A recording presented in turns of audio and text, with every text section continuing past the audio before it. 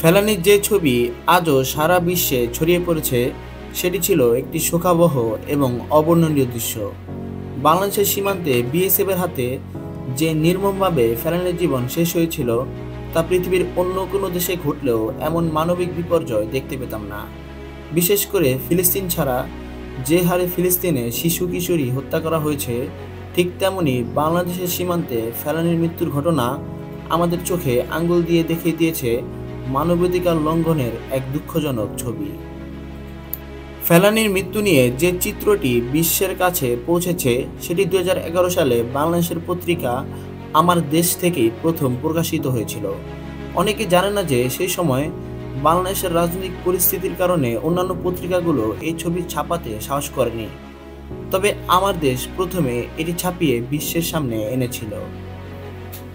বাংলাদেশ ভারত সীমান্তে বিএসএফের দ্বারা অনবরত হামলা ও নিরীহ মানুষের হত্যার ঘটনা নতুন কিছু নয়।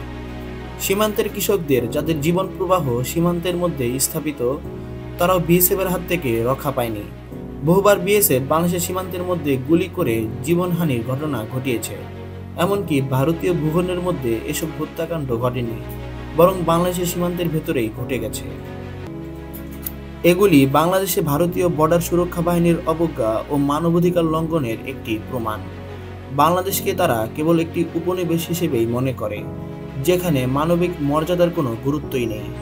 ফেলানির মৃত্যুর ঘটনা শুধু একটি হত্যাকাণ্ড নয়, এটি বাংলাদেশের জনগণের মর্যাদা এবং অধিকার নিয়ে প্রশ্ন তুলেছে। ফেলানি সেই কিশোরী যিনি মরে গিয়েও প্রতিবাদের এক অমর চিহ্ন হয়ে উঠেছেন। তিনি বাংলাদেশের প্রতিচ্ছবি। তার ছবিতে শুধু একটি মানবদেহ নয়, বাংলাদেশের মানচিত্রের ছবি দেখা যায়, যা রক্তাক্ত হয়ে পড়েছে। ফেলানি শুধুমাত্র একটি নাম নয়, তিনি বাংলাদেশের প্রতীক হয়ে উঠেছেন। আজকের দিনে আমাদের সকলের প্রতিজ্ঞা করা উচিত যে আমরা ভারতীয় আগ্রাসনের বিরুদ্ধে ঐক্যবদ্ধভাবে লড়াই করে যাব, যাতে ফেলানির মতো আর কোনো জীবন ব্যর্থ না হয়।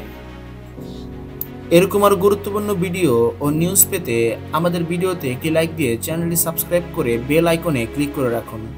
এবং যারা ভিডিওটি ফেসবুক থেকে দেখছেন তারা ভিডিওতে একটি লাইক দিয়ে পেজটি ফলো করে আমাদের সাথেই থাকুন। ধন্যবাদ।